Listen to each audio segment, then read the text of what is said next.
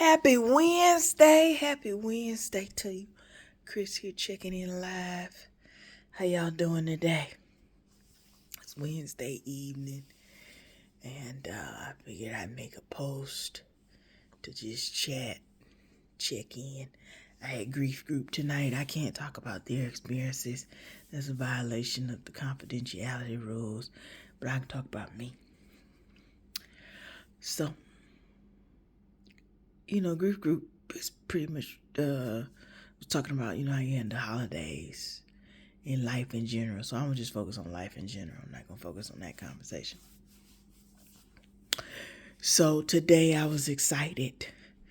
I had a good conversation with one of my mentors, Dr. Sharif. She was my race and cultural critique professor, and she's no longer affiliated with my university, but we still talk from time to time, and she's been helping me, providing insight, advice, constructive criticism regarding my doctoral student journey and listening into my life. So it's been helpful and hopeful to have someone to talk to.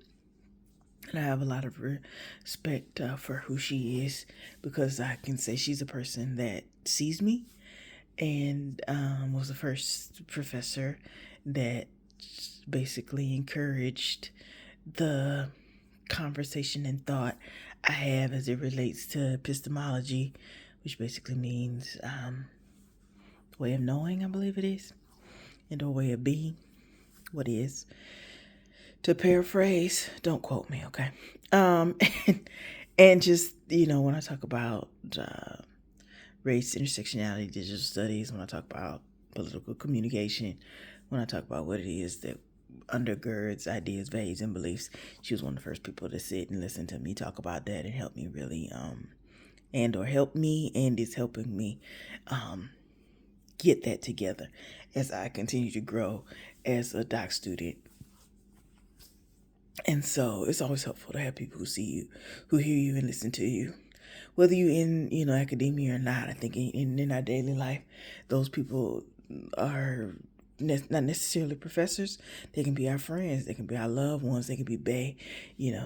Everybody needs their own galaxy of people to see you and talk to you about different things in life. So that's been encouraging and empowering at the same time.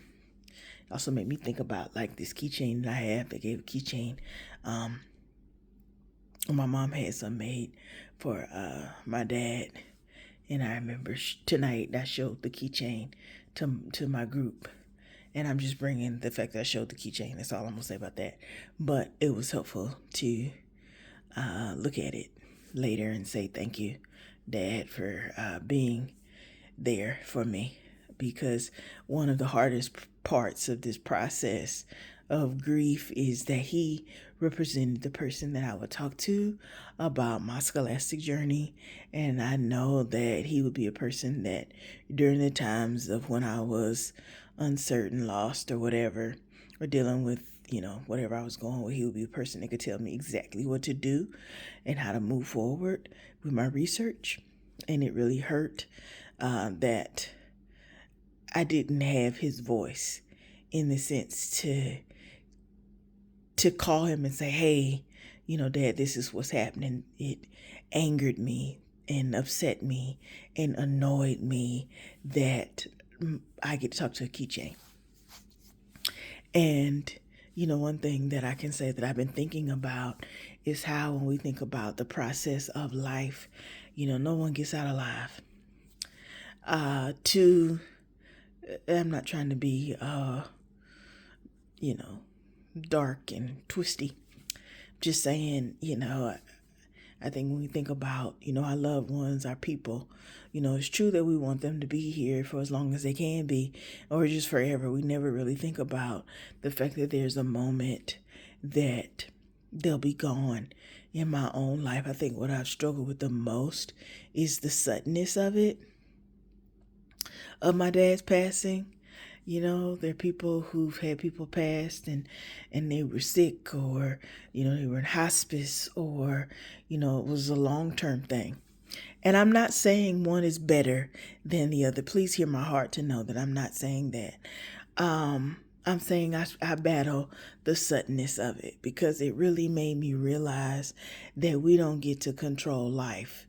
No matter what it is that we do, you know, wherever it is that we are located, close, near, or far away from our loved ones or people that we care deeply for, friends, family, chosen family, biological family. You don't get to control, the end of someone's life. It doesn't always happen the way you think. And not just death, but when we think about real talk, life doesn't happen that way. There's so many things in life that it didn't happen the way that you thought. It didn't go the way that you thought. Some of us grieve that. Some of us go with the flow. Some of us, we have to keep moving forward no matter what. And I'm not saying that in that moving forward, you don't have your emotions and your thoughts. You have what you have, and everybody is varied and everybody is different. And I'm definitely not on here trying to tell people how you're supposed to move forward in whatever it is that you're experiencing. I'm just sending supportive thoughts and holding space for all. But I was thinking about that today. That today was a really, good day in the sense that, one, I got to talk to my mentor, Dr. Sharif. Two, I heard back from one of my advisors because I submitted my revised narrative to her, to the professor that had, the comments and concerns about it. And, she felt that in her response, she said, "Thank you for sending it." She felt that the draft that I sent her, and my other advisor, because I'm in a situation that has two advisors, addressed, the comments that she made. So I'm waiting on the second person. I'm not necessarily deeply concerned about the second person, and I say that because she wasn't the one that had the comments, and I also know her workflow. So if she has something to say, she'll let me know. The reason I haven't heard it is because she's out of town, but she does know that the document is in her inbox, so I'm sure I'll hear something soon.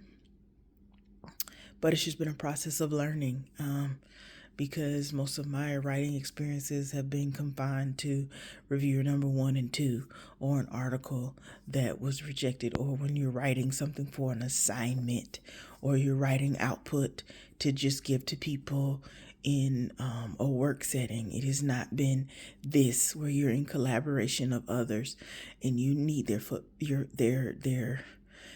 feedback. I was getting ready to say footprint, but you need their feedback. It's working in collaboration with others and learning how to do that, because people have different work styles. Some people are extremely responsive. Some people are not, and learning how to handle that, how to make decisions in the process of what it is that you need and how to handle it in the situation when you don't get what you need. What do you do next? Do you wait? Do you change things? What do you do? It's been a process of learning and unlearning.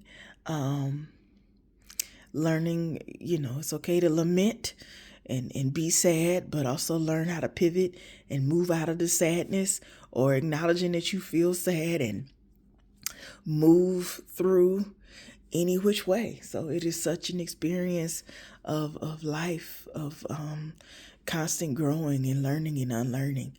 And I'm grateful for every experience, even when I don't know what it is or I don't know how the outcome is going to be.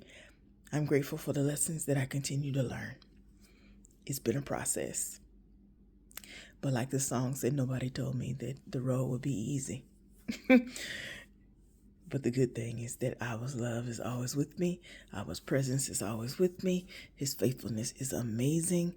I take it moment to moment, millisecond to millisecond, and it is always needed, and it has completely sustained me through a lot of periods of life, day to day, moment to moment, millisecond to millisecond.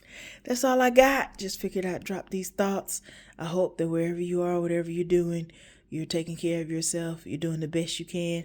I hope this life is giving you all the things that you are desiring from it. More joy, more love, more peace, more support. Know that I'm always thinking of you and wishing you the absolute best. Peace.